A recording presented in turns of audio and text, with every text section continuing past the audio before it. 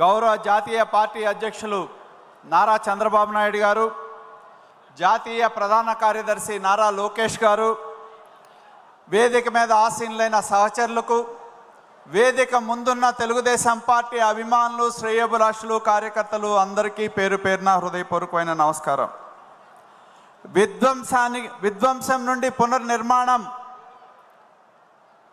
అనే అంశాన్ని ఈ మహానాడులో ప్రతిపాదించే అవకాశం నాకు ఇచ్చినందుకు కృతజ్ఞతలు తెలియజేస్తా ఉన్నా. ఇది కేవలం ఒక నినాదం కాదు, ఇది ఆంధ్రప్రదేశ్ ప్రజల యొక్క ఆశలు, ఆకాంక్షలకి నిదర్శనం అని చెప్పి తెలియజేస్తా ఉన్నా. అలాగే ప్రగతి పట్ల వారికి ఉన్న విశ్వాసాన్ని ప్రతిబింబిస్తుందని చెప్పి కూడా నేను తెలియజేస్తా ఉన్నా. 2019లో వైకాపా ప్రభుత్వం అధికారంలోకి వచ్చిన తర్వాత ఈ రాష్ట్రంలో ఒక విష సంస్కృతికి నాంది పలికిందని చెప్పి గుర్తు చేస్తా ఉన్నా. ఎప్పుడు లేని విధంగా, ఎన్నడూ లేని విధంగా ఈ రాష్ట్రంలో విద్వేషపూరితమైన విధ్వంస పాలనకి నాంది పలికింది అని చెప్పి తెలియజేస్తా ఉన్నా. 3 దశాబ్దాలుగా రాజకీయ చరిత్ర ఉన్న మాలాంటి వారం కూడా గత ప్రభుత్వం లాంటి ప్రభుత్వాల్ని పాలనని చూడలేదని చెప్పి తెలియజేస్తా ఉన్నా. అదేవిధంగా ఆంధ్రప్రదేశ్ రాష్ట్ర విభజన వల్ల జరిగిన ఆర్థిక నష్టం బాధ కంటే గత ప్రభుత్వం అనుసరించిన విధ్వంస విధానాల వల్ల సృష్టించిన నష్టం ఈ రాష్ట్రంలో మళ్ళీ తిరిగి కోలుకుంటుందా అని చెప్పి భయపడే పరిస్థితికి వచ్చిందని చెప్పి కూడా నేను తెలియజేస్తా ఉన్నా. ప్రజలు పాలించమని అధికారాన్ని అప్పచెప్తే అధికారంలోకి వచ్చిన తొలి రోజుల్లోనే ప్రజా సమస్యలకి పరిష్కార వేదికైన ప్రజా వేదికని కూల్చడం ద్వారా ఈ రాష్ట్రంలో విధ్వంస పాలనకి తెర లేపారని చెప్పి తెలియజేస్తా ఉన్నా. అదేవిధంగా గత ప్రభుత్వం విధ్వంసం చేయని రంగం కానీ, విధ్వంసం చేయని వ్యవస్థ కానీ లేదని చెప్పి గుర్తుంచుకోవాలి. ఆర్థిక రంగం కావచ్చు, విద్యా రంగం కావచ్చు, వైద్య రంగం కావచ్చు, అలాగే పారిశ్రామిక రంగం కావచ్చు, ప్రజా వ్యవస్థల్ని, ఒక్కొక్క వ్యవస్థని కూడా గత పాలకులు కుప్పకూల్చిన నేపథ్యాన్ని గుర్తుంచుకోవాలి. ఈ రాష్ట్రంలో పెట్టుబడిదారులు, పారిశ్రామికవేత్తలు ఈ రాష్ట్రం నుండి పారిపోయిన పరిస్థితి మనందరం కూడా గుర్తుంచుకోవాలని చెప్పి నేను తెలియజేస్తా ఉన్నా. మన నాయకుడు నారా చంద్రబాబు నాయుడు గారు కియా లాంటి పరిశ్రమల్ని రాష్ట్రంలో తీసుకొస్తే, వెనుకబడిన రాయలసీమలోకి తీసుకొస్తే, గత ప్రభుత్వం వచ్చిన తర్వాత అక్కడుండే స్థానికంగా ఉండే ప్రజాప్రతినిధులు, ప్రభుత్వ పెద్దల యొక్క దౌర్జన్యం వల్ల దాని అనుబంధ సంస్థలన్నీ పక్క రాష్ట్రానికి వెళ్ళినాయి. జాకీ లాంటి పరిశ్రమలు రాష్ట్రంలో పెట్టడానికి ముందుకొస్తే అక్కడుండే ప్రజాప్రతినిధులు లంచాలు అడగడం వలన మన రాష్ట్రం నుండి తరలి వెళ్ళిపోయిన పరిస్థితి.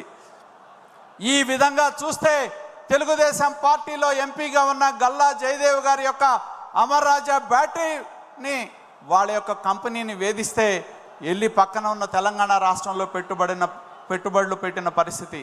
లులు కంపెనీని రాష్ట్రం నుంచి తరిమివేయటం జరిగింది. ఫ్రాంకిల్ టెంపుల్టన్ లాంటి సంస్థల్ని విశాఖపట్నం నుండి తరిమివేయటం జరిగింది. అదాని డేటా సెంటర్ నిర్మాణం కోసం మనం భూములు ఇచ్చి వాళ్ళని ప్రోత్సహిస్తే వాళ్ళని తరిమివేయటం మూలన పక్కనున్న మహారాష్ట్రకో, గుజరాత్కో వెళ్ళి పెట్టుబడులు పెట్టిన నేపథ్యాన్ని గుర్తుంచుకోవాల్సిన అవసరం ఉంది. వేల కోట్ల రూపాయలు గత ప్రభుత్వ పాలనలో పెట్టుబడులు మన రాష్ట్రం నుండి వారి యొక్క విధానాల వల్ల తరలివెళ్ళి అనేది గుర్తుంచుకోవాలని చెప్పి తెలియజేస్తా ఉన్నా. అలాగే అధికారం ఉందని చెప్పి విద్యుత్ రంగంలో సంస్కరణలు తెచ్చిన మన నాయకుడు నారా చంద్రబాబు నాయుడు గారు విద్యుత్ రంగాన్ని ప్రోత్సహిస్తే గత పాలకులు ఒప్పందాల సమీక్ష పేరుతో ఎవరైతే విద్యుత్ రంగంలో పెట్టుబడులు పెట్టిన వారు ఉన్నారో వారిని వేధించడం ఒక్కసారి గుర్తు చేసుకోవాల్సిన అవసరం ఉంది. ఎవరైతే జాతీయ అంతర్జాతీయంగా పెట్టిన వాళ్ళు మన రాష్ట్రం మీద విశ్వాసాన్ని కోల్పోయిన పరిస్థితి వస్తే, జపాన్ ప్రభుత్వం లాంటి వాళ్ళు మన భారతదేశ ప్రభుత్వానికి లేఖ రాసిన విషయాన్ని కూడా మనం గుర్తుంచుకోవాల్సిన అవసరం ఉందని చెప్పి నేను తెలియజేస్తా ఉన్నా. ఎందుకంటే వాళ్ళ యొక్క స్వార్థం కోసం గ్రీన్ ఎనర్జీ ప్రాజెక్టులు 6000 మెగావాట్ల దాకా రద్దు చేయడం జరిగింది.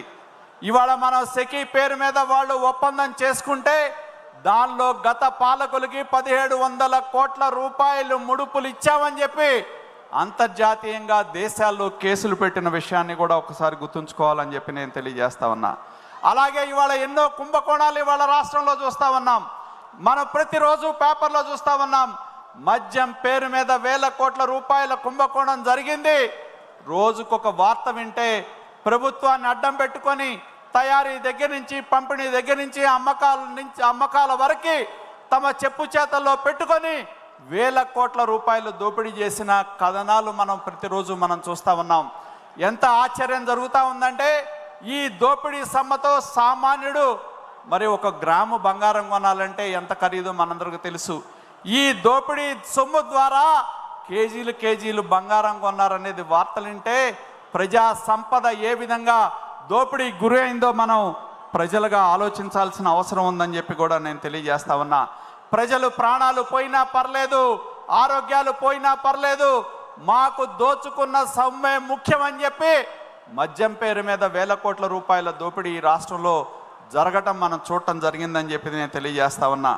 అలాగే ఇవాళ ప్రభుత్వాన్ని అడ్డం పెట్టుకొని ప్రభుత్వంలో ఉన్నవాళ్ళు ప్రకృతి సంపద సహజ వనరులను దోపిడీ చేయటం జరిగింది.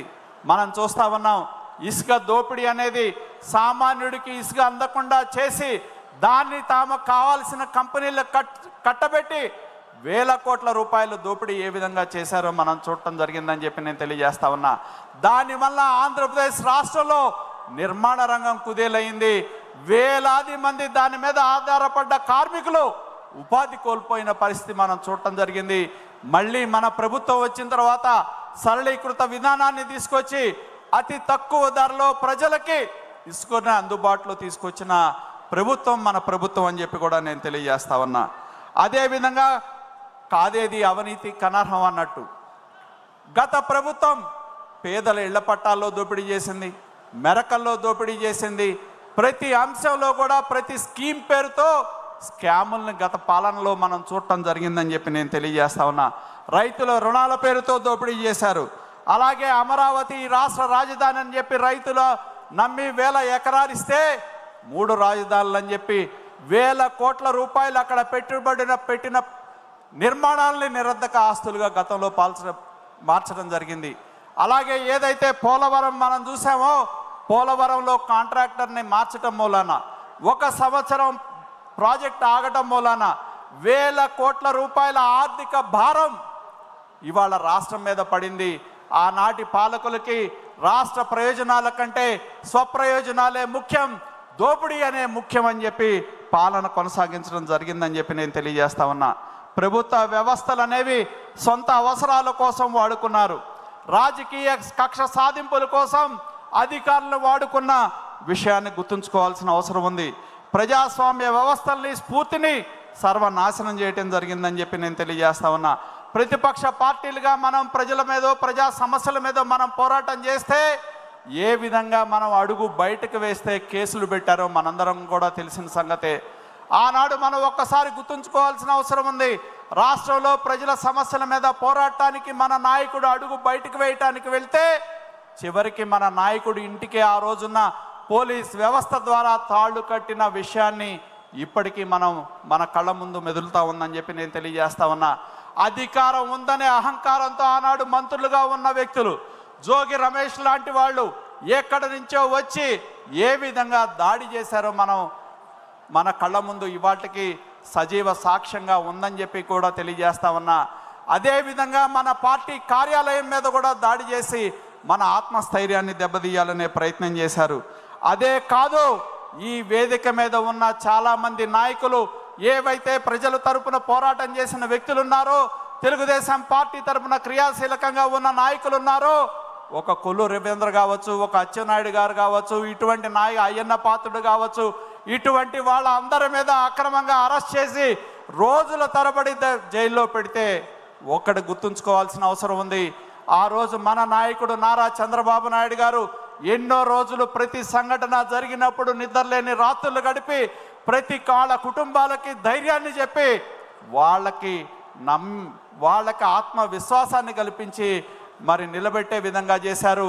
అర్ధరాత్రి వరకు కూడా ప్రతి కేసు ఏం జరిగింది, ఎక్కడున్నారు, ఎవరు వెళ్ళారు, ఎవరు ఈ కేసులు చూస్తూ ఉన్నారనే అంశాన్ని ఎవరైతే అరెస్ట్ అయ్యారో వాళ్ళు బయటకు వచ్చే వరకు కూడా ఆయన పడిన ఆవేదన మేము దగ్గరగా ఉండి చూడటం జరిగిందని చెప్పి కూడా నేను తెలియజేస్తా ఉన్నా. మరి అటువంటి పాలన మనం గత 5 సంవత్సరాల్లో చూసాం. నోరు విప్పితే ప్రాణాలు పోతాయని చెప్పి భయపడి ప్రజలు ముందుకు రాని పరిస్థితి మనం చూడటం జరిగిందని చెప్పి నేను తెలియజేస్తా ఉన్నా. అదేవిధంగా ఇవాళ మొన్న ఎన్నికలు వస్తే సమయం వచ్చింది. మరి ప్రజలు మొన్న ఎన్నికల్లో కసిగా గత పాలనకి వ్యతిరేకంగా, ప్రభుత్వానికి వ్యతిరేకంగా ఓటు వేశారు. దుర్మార్గ పాలనని నేల కూల్చారు, కూకటి వేళ్లతో పెకలించడం జరిగింది.